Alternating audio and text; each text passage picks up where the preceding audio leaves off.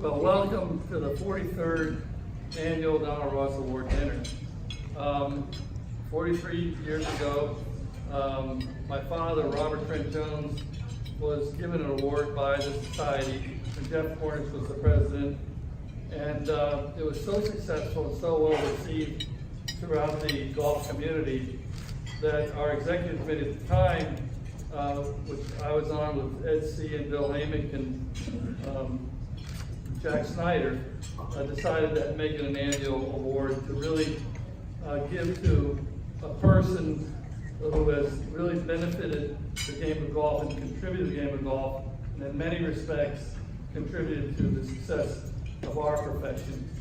And this year, we have a great recipient in Joe Passov, who really has made us better architects and made us made people aware of what we contributed to the game of golf. So Jeff is going to bring Joe up and give the award. Thank you, Reese. Joe, I just want to congratulate you personally. You're very, very, certainly very, very deserving of this award. We're thrilled you're here. I'd also just like to say that the way you've conducted yourself throughout your career and the way you have gone about your business and writing about our beloved profession has just been outstanding.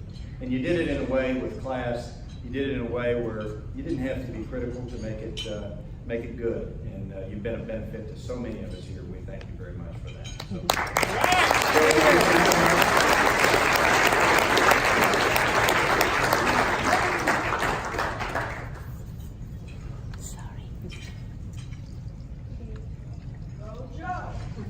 Joe.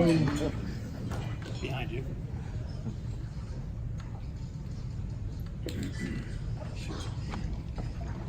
So Joe, I'm going to give you the award, and then you can go ahead and go do your speech. But I just wanted to read what's on the plaque here. Donald Ross Award presented to Joe Passov in recognition of a golf writer who has spent his career sharing his well-informed insights about the history, culture, and strategy of the game. For being a rare journalist who produces thoughtful, unbiased pieces that help the golfing public understand what golf architects strive for in their designs. For capturing, as Travelin' Joe, the allure of discovering golf destinations both near and far. American Society of Golf Course Architects, 73rd Annual Meeting, Paradise Valley, Arizona, May 18th, 2019. Joe,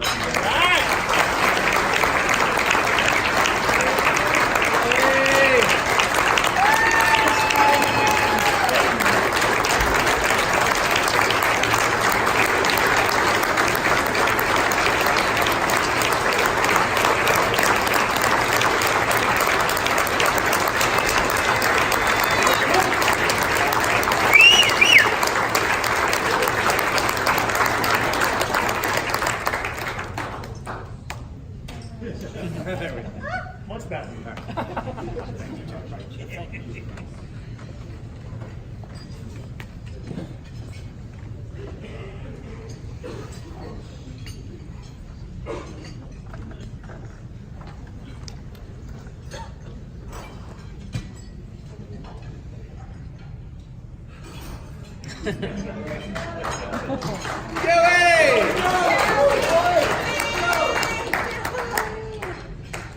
To the members of the ASGCA, their honored guests, my friends and family, all I can say in big, blocky landscape architect style lettering is thank you.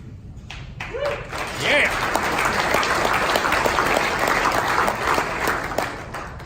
Without question, this is the highest and most meaningful professional recognition I've received. I'm truly grateful, and my special thanks to Reese Jones, Steve Smyers, and the other Donald Ross Award Committee members. Thank you, gentlemen. Many of you sitting here know me, or at least know of my work. I've been writing about design or critiquing golf courses at a national level since 1987. I've played golf with more than 40 of you who own that distinctive red tartan blazer. And I've talked to or interviewed dozens more of you. Still, some of you may have no idea who I am or why I'm up here receiving the most prestigious award the ASGCA bestows. Fair point. I'm not the game-changing architectural scholar that two of your previous Donald Ross Award winners are, Ron Whitten and Brad Klein. Nor am I the movie-to-tears brilliant journalists that define two of your other previous winners, Jim Dodson and Michael Bamberger. I'm not quite the inspirational figure that benefited golf or golf course architecture in so many ways, a trait that applied to your most recent winners, the late Alice Dye and the late George Herbert Walker Bush. So what am I? Who am I? I thought about that a lot this past November 2nd, 2018. It hadn't started out to be a great day. 48 hours earlier, my 13-year run in Golf Magazine had ended quite suddenly. I was in a bit of a funk. Then my wife Betsy said, "Oh, you got a call yesterday from Jeff Bloom of the Architects Society. He asked if you could call him back." Well, okay. Jeff was president of the ASGCA. I would certainly call him back. But it bummed me that I was no longer in a position to help him with a visit or a review of whatever new golf course project he wanted to talk about. "Hi, Jeff." Joe Passov calling back. "What's up?" "Joe, I don't know if I can do this, but Joe, I'm calling on behalf of the ASGCA to tell you that we've named you the recipient of the Donald Ross Award for 2019. Silence.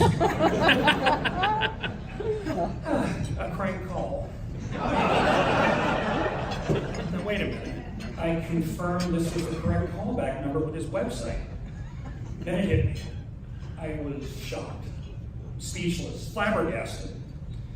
You know those old Bugs Bunny cartoons where the wolf would see a pretty girl and his eyes would pop out of his head and his lower jaw would drop down, hit the floor, snap back up and reverberate? That was me.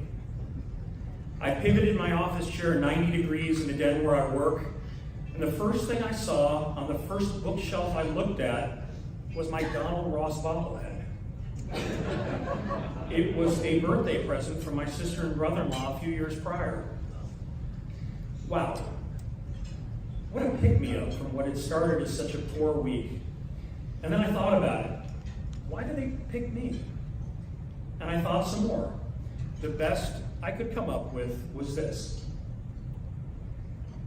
I'm the ultimate fan of golf course architecture. I've never been credited with an actual design, but I've been a passionate advocate through my writings for more than 30 years. I'm a cheerleader, a flag waver for course design. All of it, not just some of it. I love every single opportunity to entertain and educate readers about the process and results of this noble profession. For that, and for the opportunities it afforded me to see the world in pursuit of the newest, best, and most innovative in design, I thank each and every one of you. So what was it about golf course design that captivated me as a teenager? I had come from a competitive tennis background, believe it or not. Yes, there were grass, clay, and hard courts, even polished wood and crushed ant dung in India. Some faster, some slower, but each was the same dimension, 78 by 27 for singles play, 78 by 36 for doubles. Golf courses provided no such restrictions. That's what appealed most. Like snowflakes, every golf course was different from each other. I became fascinated with playing and studying courses of all types, ancient and modern, big and small, famous and obscure. And I spent what little money I had in pursuit of that passion. Today's Johnny-come-lately social media shouters have no idea of my deep architectural geekiness. There's a crowd out there that simply thought of me as a paid shill for some advertising-driven magazines. Hey, okay, I was that. But I had paid my dues. I took a summer trip with my pal Brad Schleier after high school and paid $50 to play Pebble Beach in 1980 and $29 to play Spyglass Hill, 22 if you walked. At Spyglass, we were paired with a skinny 19-year-old who told me he was studying golf course architecture in college. I'm sure you are, I thought. I wonder whatever happened to that skinny kid named Tom Doak.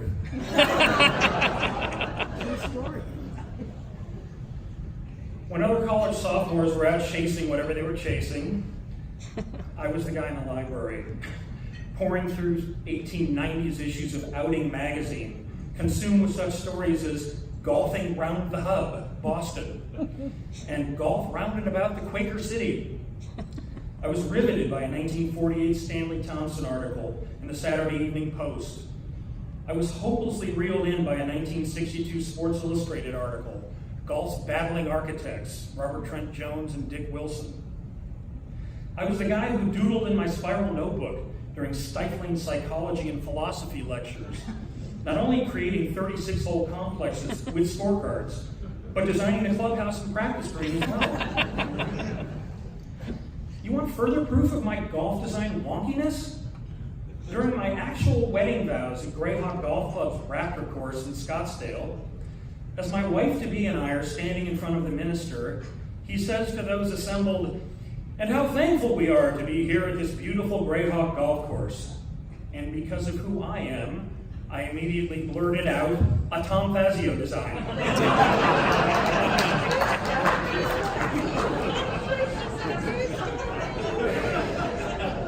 Betsy's still married me. And then there was the literature. A pretty fair pro golfer and occasional architect named Johnny Bulla, who lived next to Phoenix Country Club, gifted my sister Lori with a fistful of hallowed texts, first editions of Alistair Mackenzie's Golf Architecture, Robert Hunter's The Links, and George C. Thomas Jr.'s Golf Architecture in America. I devoured them all. And everywhere there was Herbert Warren Wind, your 1977 Donald Ross Award winner. His books, his encyclopedias, his compilations, his New Yorker stories. He was a strong player and an especially keen chronicler of course design. I messed up my one and only encounter with him. At the 1992 Masters, I was opening a door from the media dining area that led down to stairs and desks in the amphitheater that housed the press. He appeared suddenly at the door, and I held it open for him. "Thank you," he said as he looked at me. My mouth opened, but I couldn't even push out the words, "You're welcome." Nothing. Crickets. One chance to converse with Herbert Warren Wind, and I choked. Okay, so with all of that background, why didn't I pursue a design career? Simple. I had no actual talent for drawing plans, deciphering topos, or jumping on a small bulldozer. I could put sentences together, however, which ultimately proved helpful. I had other influences. I thank Golf Digest for a big boost. It was their top 100 course rankings that opened my eyes to greatness in design, with their recognition of the well-known and the not-so-well-known. I was enamored with some of the more obscure entries: Sahali, Saucon Valley Grace, Greenville Chanticleer. What's a Chanticleer? I learned it was some kind of rooster. I wanted to see, play, and study them all.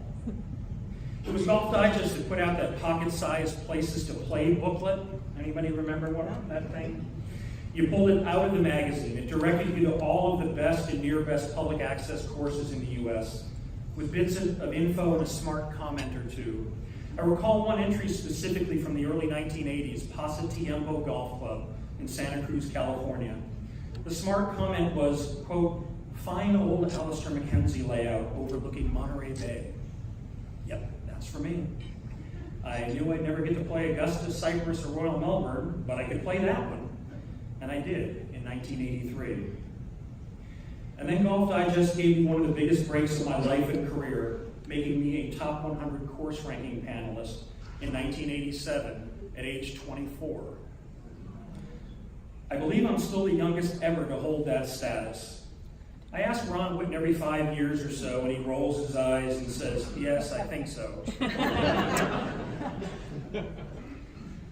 I was a second-year law student at the University of Nebraska at the time. I wrote a long letter to Mr. Whitten, hoping I could serve as one of his summer law clerks in Kansas. Not for the legal experience, but for the golf architecture experience. Alas, I never worked up the nerve to send that letter. Regardless, that golf magazine, talk about a Freudian slip. The Golf Digest panelist card opened doors for me that would have never opened in any other way. It paved the way for me to see the incredible volume of new courses popping up in the late 1980s and beyond. It was true kid in a candy store stuff for me to compare, contrast, and evaluate the latest trends in course design. I thank my grandpa Dan for introducing me to golf and to the pleasures of traveling to interesting and famous courses. To his son, my father Eddie, I owe thanks to a lifetime of happy memories. No one was better company on the course than my glass is always half full dad, even if he had zero interest in the subject of golf course architecture. To my mom Lois and her mom, my grandma Mimi, thank you for encouraging me to write and for fostering in me endless intellectual curiosity. My brother John, who is here tonight, was an ideal travel companion to courses near and far. Cochise Lake, New Mexico was pretty remote. And in rain or shine, or snow, we played through some of it at Singletree near Vail, but were finally chased by blizzard-like conditions after 10 holes. Sister Kathy, you never once picked up a golf club, but I love you anyway. Seriously? A truly special spot in my heart for my sister Lori. She was a fine junior player and a notable design geek of her own, who picked up a degree in landscape architecture from the University of Arizona and even married a practicing golf course architect. The golf-related hopes, dreams, and discussions Lori and I have had over the past 40 years formed a central part of my life. And to Lori's husband, Ken, thank you for the feedback, education, support, and thought-provoking chats for all of these years. And Uncle Hal, you've been a rock of support and a massive source of fun. Love you, man. Okay, a nod to Pamela Heck and John Lynch and the Arizona Golf Association's magazine, where I started my 27-year run of reviewing golf courses. I must also acknowledge Mark Brown, George Fuller, and Jack and Nancy Purcell, who gave me a superb platform at Links Magazine. And again, to Ron Whitten and to Brad Klein for your counsel and your scholarship.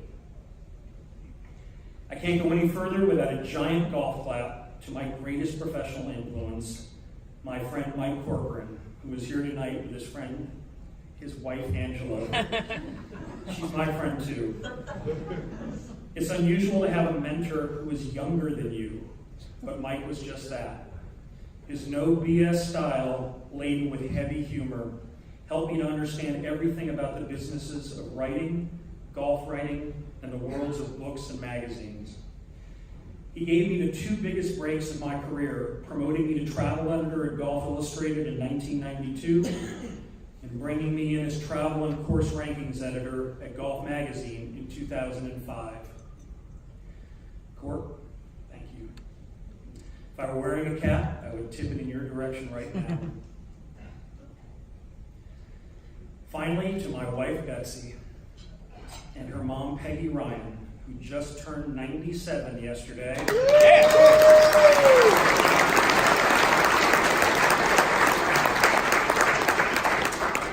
And we all played golf together here at Mountain Shadows this past Monday.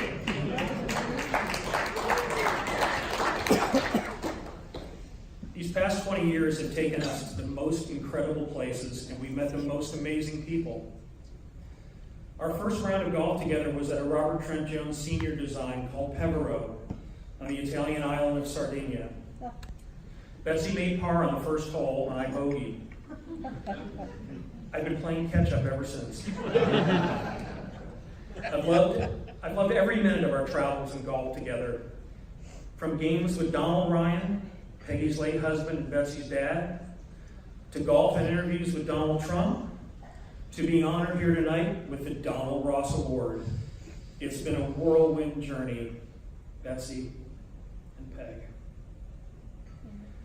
Most of all, yeah, we're winding down. Thanks to all of you, the architects. For 40 years, I've looked at you like rock stars. I'm still in awe. It would take many weeks and beverages to share the memories I've enjoyed with members of this group. Forrest Richardson may have been the first one, along with his mentor, Jack Snyder. In the early 1980s, my sister was doing some surveying work with Jack on his upcoming Cave Creek Municipal here in Phoenix. And she introduced me as the guy with the photographic memory for golf holes. Them's were the days. I think of a round with Ken Kavanaugh at his Gold Canyon design, where he pitched in for an eagle 2 at the first hole. Quote, "I do what I can for slow play," was what came out of Ken's mouth. I reflect on meeting your first Donald Ross Award winner, Robert Trent Jones, out here at the Wigwam Resort, and of attending his memorial service in Florida in 2000. I'm reminded of amazing times spent with his sons. I played in 3 different countries with Reese, 4 if you count California. And played in Wisconsin and Argentina with Bobby, achieving the rare cheese curds and tango double. I smile thinking of a steak dinner at Packard's at Florida's Innisbrook Resort in the company of 98-year-old Larry Packard, who told me he was present when his mentor, Robert Bruce Harris, made the call to Robert Trent Jones and said to him, "Trent, we have to start an architects society." There was that Savannah Olive Garden meal with Gil Hans, can't beat the all-you-can-eat breadsticks, and an endless feast at Mr. Lee's in Hainan Island, China with Brian Curley, after which he entertained the locals on the guitar. Dulce de leche with Bruce Charlton in Buenos Aires, fine dining and questionable beverages with Trip Davis, talking baseball and some golf with Richard Mandel at legendary Scottsdale Spring Training haunt, the Pink Pony, putting for beers just 2 weeks ago in Cabo with Paul Cowley. I still owe you that beer, Paul. Homemade sausages and limoncello with Damian Pascuzzo. Giant steaks in Dallas with Jeff Brower and his wife. Slurping down a Huckleberry milkshake with Lee Schmidt and the Schmidt Curly team in Montana. Grilled octopus in Portugal with Drew Rogers. You sensing a pattern here? Yes, I've eaten well on the road. Panning for gold in Alaska with Jerry Matthews. Zipping along the chilly waters of Lake Coeur d'Alene with Jim Ang as my boat captain. And maybe most significant, playing 13 holes at Bel Air with Pete Dye before I had to cut out and fly east for my grandfather's funeral. Pete's words of wisdom and comfort reached me in a way perhaps nobody's could. And so many more memories with so many of you. I'm very grateful for my long run in the business. These days, I'm still writing magazine stories, I'm editing websites, I'm authoring club history and anniversary books. I'm cognizant that social media and other digital-oriented outlets have changed my business. There are some powerful, insightful voices out there in course critiquing, but there's too much mean-spiritedness and one-sidedness for my liking. Okay, I get that these folks love Bill Coore and Ben Crenshaw and their courses. Who doesn't love Bill Coore and Ben Crenshaw and their courses? I know I do. But there are so many architects out there who do such good work and simply don't get the positive attention they deserve from print, digital, and social media. Golf course design should be celebrated, not picked apart and disparaged. As Alistair McKenzie put it, variety is everything in golf. As Ken Kavanaugh put it, it's all ice cream. It's all good. Some people just prefer different flavors. I'm with you, Ken. I prefer it all. Donald Ross died in 1948. The closest I ever came to meeting him was 1992. The Donald Ross Society had a meeting in Pinehurst that year, right after the Masters. We played Pinehurst number 2, Pine Needles, and Mid Pines. We had a reception at Ross's old house along the 3rd fairway of number 2. I visited the old World Golf Hall of Fame tucked back in the woods adjacent to number 2. And I played and walked number 2 in the company of legendary caddy Fletcher Gaines, who would loop for Gene Sarazen, Tommy Armour, Curtis Strange, and yes, Donald Ross. I never got to meet Donald Ross, but after that trip, I feel I had gotten to know him. It was an incredible introduction to the man and his designs, and for me, the gateway to a professional career of traveling to the game's greatest places, and then communicating what I saw to a generation or two of readers. I couldn't have dreamed of a better life. Thank you. Yes!